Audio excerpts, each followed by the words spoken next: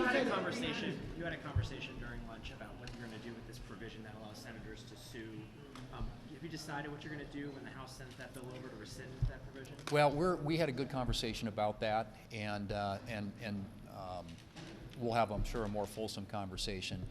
Obviously, we'll see what the House does, but I will tell you that that was designed. That was a Senate-specific solution.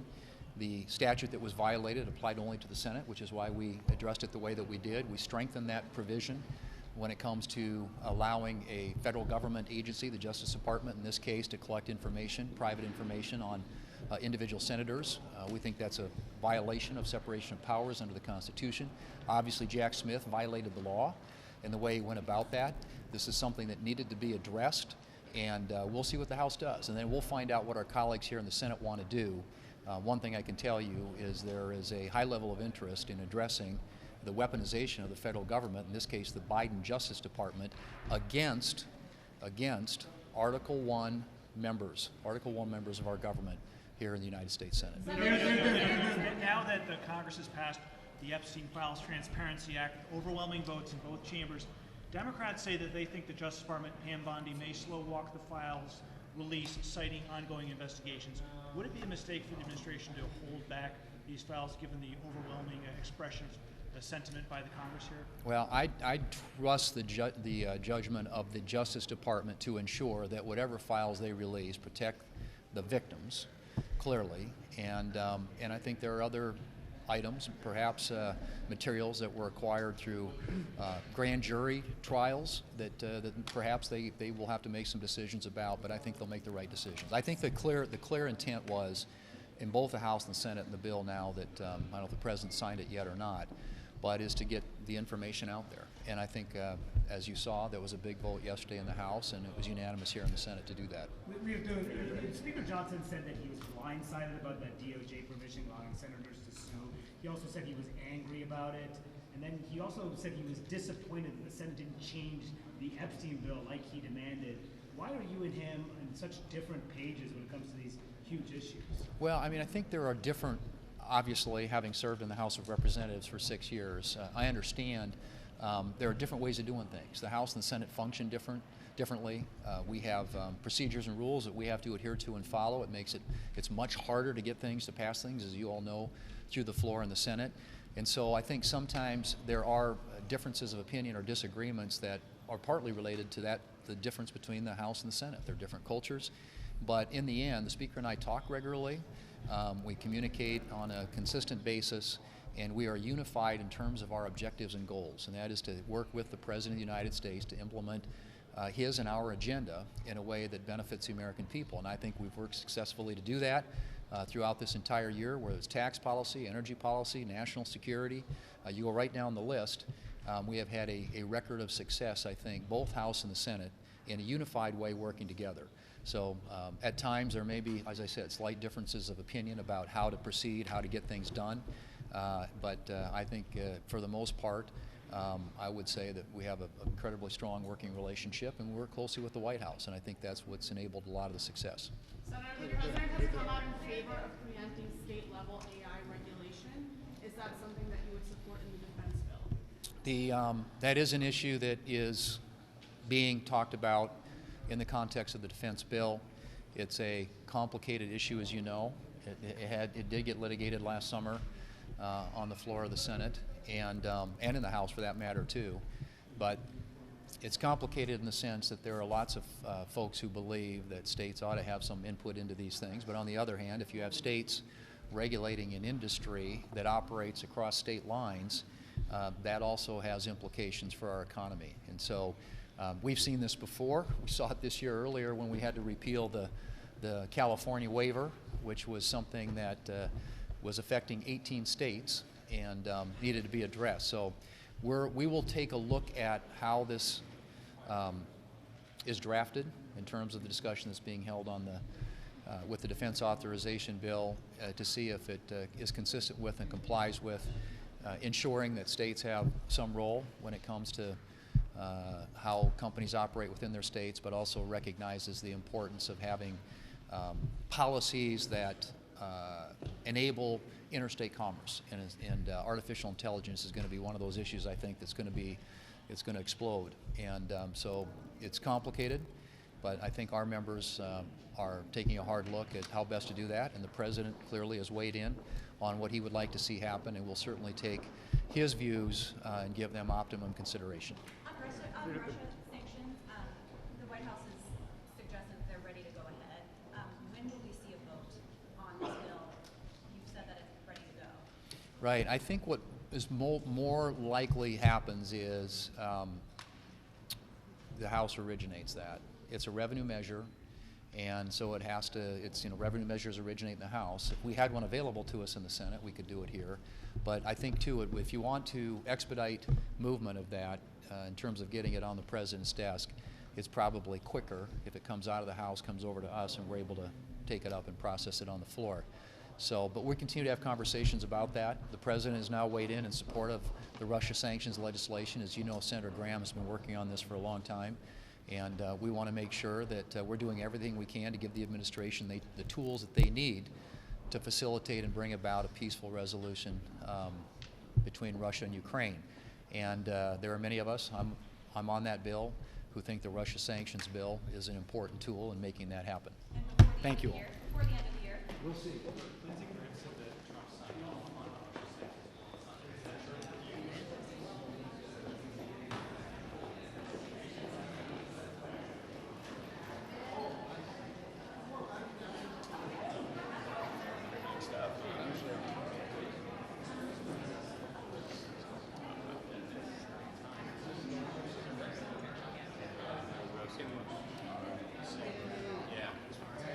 Poster.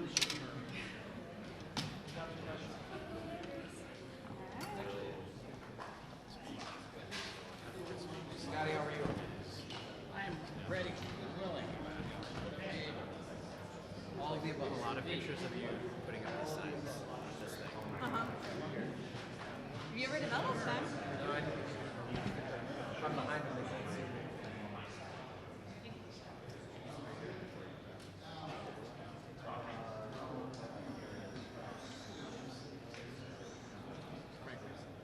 He would have.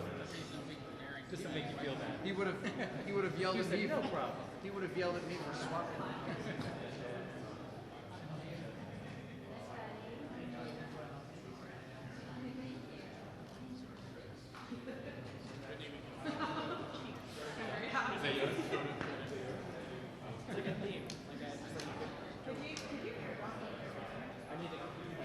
You're gonna like get it. No, like I so.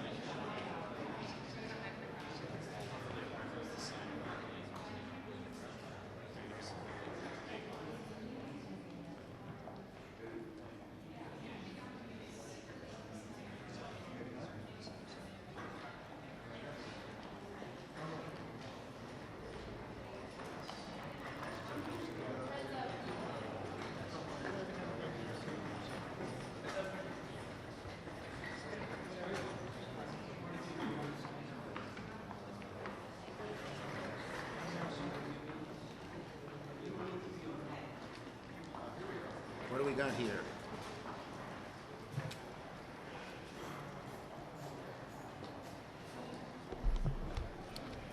Okay, thank you everybody. Good afternoon.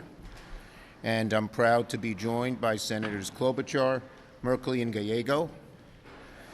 So, yesterday the House and Senate finally agreed to pass legislation to compel Donald Trump to release the Epstein files.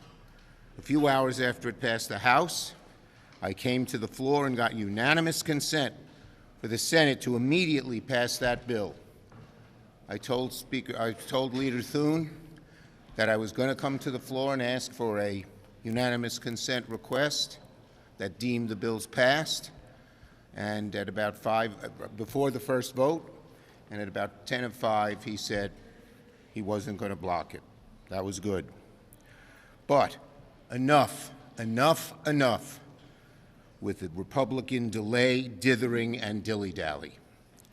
This morning, the Senate finally received the Epstein bill.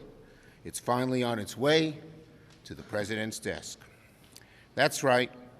After months of waiting, months of Republican delay, so many failed attempts from Trump to hide the truth, the Epstein File Transparency Act is headed to the desk. It's a huge step for justice, for the brave and unrelentingly courageous victims. They were amazing. It wouldn't have happened without them. We salute them. It's also a great day for Americans, because Americans wanted to see the truth.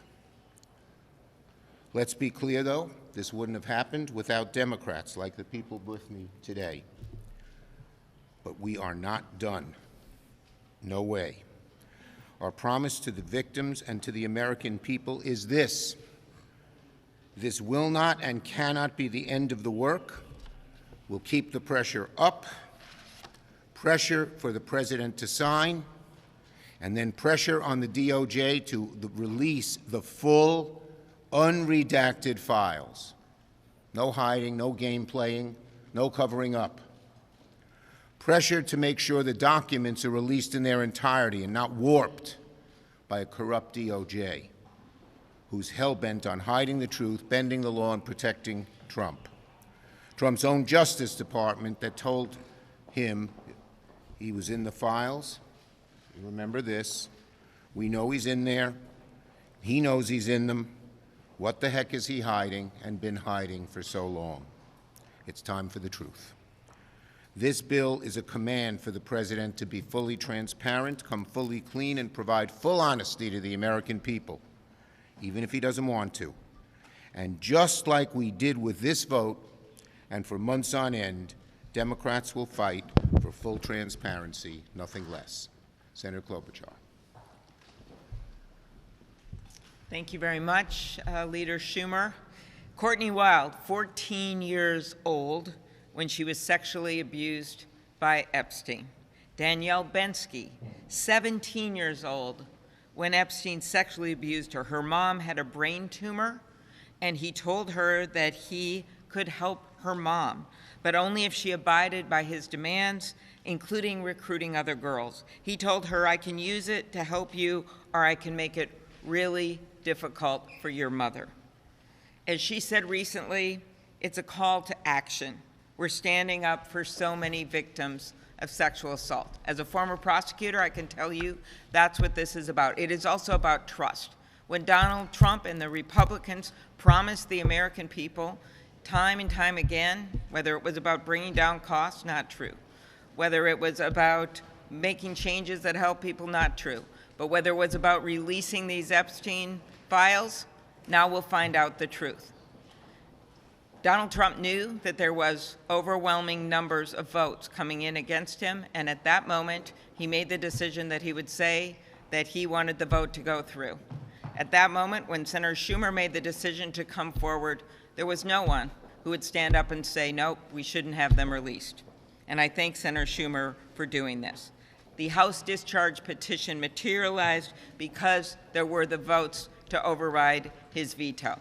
So now is the moment of truth. One, he has to sign it But two, and most importantly, when we look at what the Attorney General of the United States, who is running a Justice Department that literally when Donald Trump orders them by Truth Social or in person to do something, they do it. Drop charges, they'll do it. Pardon their friends, they'll do it. It is literally a snap of their fingers. Make sure that you charge a Federal Reserve governor or the Attorney General of the state of New York or the former FBI director, we're there, we'll do it. That's what's been going on. So right now, we're facing a moment. Because of these faux investigations that she is now claiming are reopening, now we're going to find out, are they really going to release the files or not? And we are ready to stand up for victims like Danielle and so many others in this country.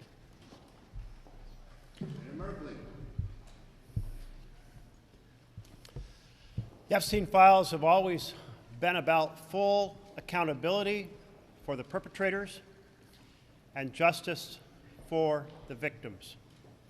And Donald Trump, when he campaigned, he said, I'm going to release these files. It became increasingly clear that that wasn't going to be the case. So in July, 25 Democrats introduced the Epstein files bill.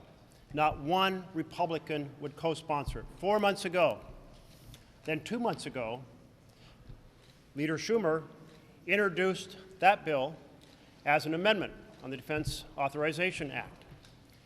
And 51 Republicans tabled it. And every Democrat said, no, let's debate it and let's pass it. That's just 2 months ago.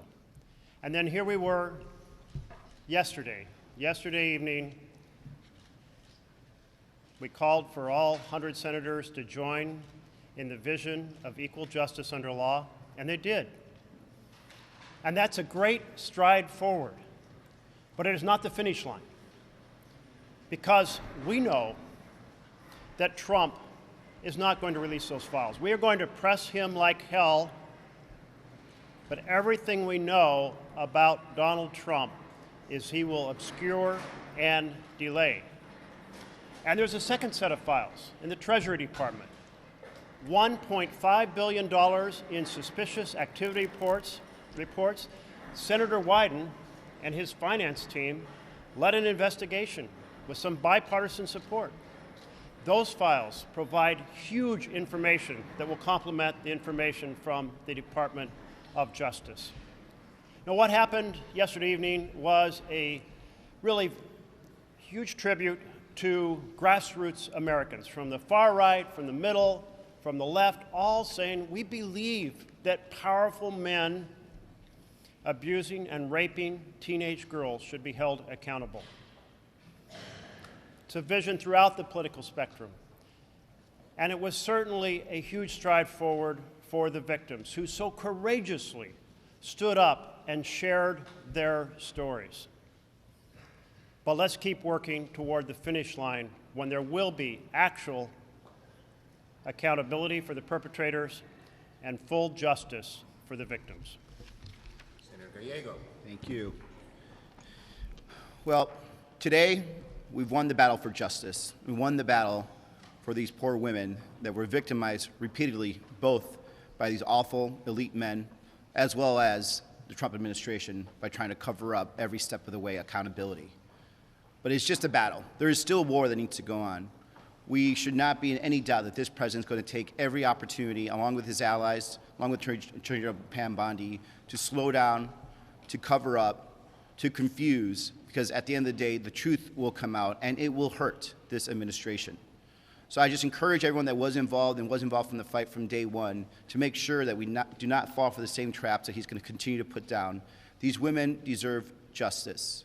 These women deserve to be treated like any other U.S. citizen. And just because it was elite men from New York City or from Mar-a-Lago or from wherever in the world, they deserve to be brought to trial and to justice just as much as anyone else.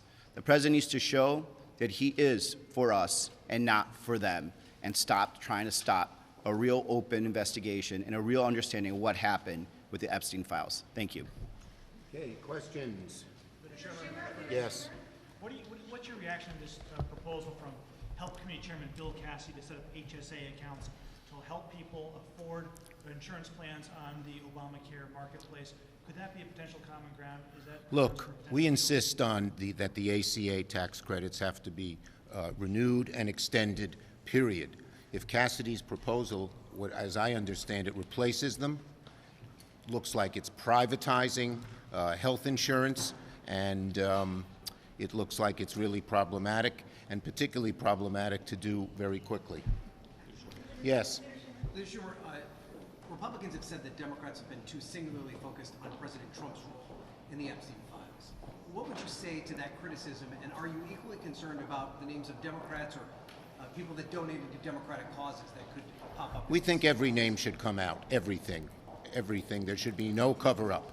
Yes, no, this late. Yes, you haven't called on you. About the Russian sanctions bill, are you hopeful that it will finally get a vote this month now that Trump said he's okay with it? And if it does become law, what do you think should be the focus? Do you think there should be 100% tariffs on Turkish goods, Chinese goods, Hungarian goods? What would be the most effective? Look, the bottom line is I think there are 87 co-sponsors or sponsors, including Leader Thune and myself. We've wanted to move the bill for a long time. Hopefully it can move. Putin has to be told in every way that he cannot be just a bully and overrun Ukraine.